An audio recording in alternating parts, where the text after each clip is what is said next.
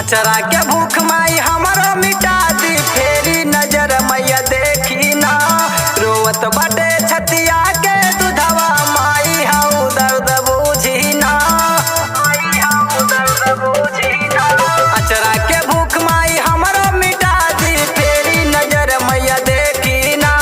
रोवत बाटे छतिया के दूधवा, माई हाउ दर्द बूझी ना, माई हाउ दर्द बूझी ना। बाजिन कहे बाजिन कहेली गौआ के लोगवा, गुदिया में ललना दे दीना।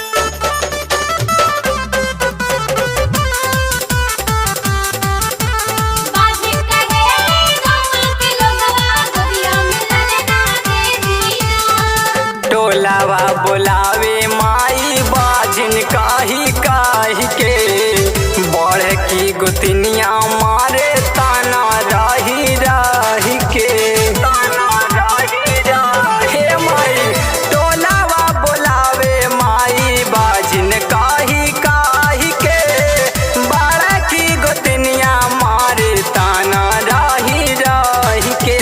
लोरावा बहे अखिया से तू ना, दूसरे के पूतनी रेखी ना।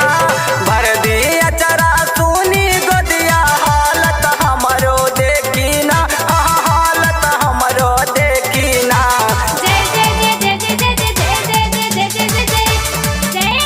बाजिन कहेली गौआ के लोगवा, गुदिया में ललना दे दीना।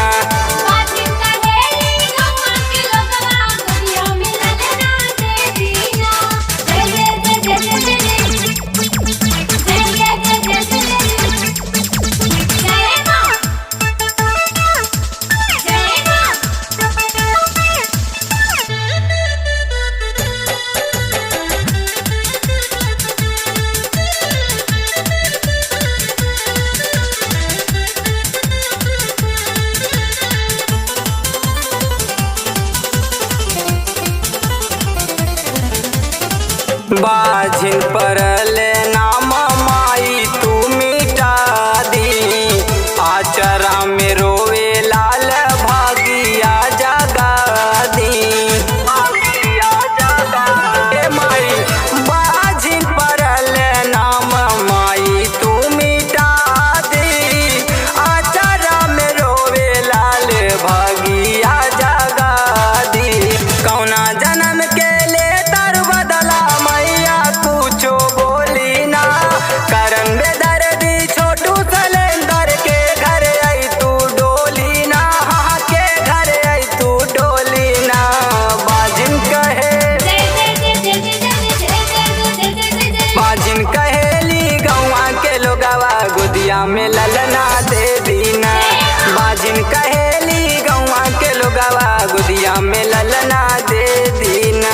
अचरा के भूख माई हमारो मिटा दी, फेर नजर मैया देखी ना। रोवत बाटे छतिया के दूधवा, माई हाउ दर्द बूझी ना, माई हाउ दर्द बूझी ना। अचरा के भूख